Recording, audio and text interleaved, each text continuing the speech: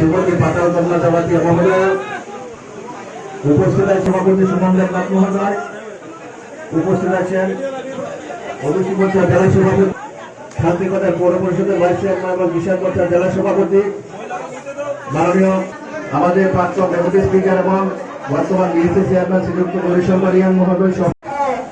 तीव्र मध्य शुरू तीव्र खानसा बोल के तीव्र मोहताते चयन करने के लिए कोशिश कर रहे हैं, लेकिन खानसा मोहताते बंगाली है या नहीं? है या नहीं? बोलो, तुरुक्षा है या नहीं? मुगलिसा है या नहीं? तो क्यों तीव्र मोहता का जो लोग कार्यकर्ता है, लीडर है, क्यों कह रहे हैं तीव्र खानसा हो? हाँ, तो तीव्र की बोका बना रही है ना, तीव्र का भूखा बना रही है ना, तीव्र क्या आग बन है? बात तो सर आग बंद हो सकता है, लेकिन अभी आग बनी है, आग खुलकर दुनिया के देख रही है।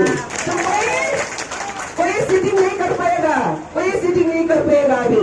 इसलिए जो पॉलिटिकल पार्टी जहां बागी है वहां पे धर्मों का जात का कुछ भी नहीं है। यहाँ पे एक विजन और मिशन का डिफरेंस है।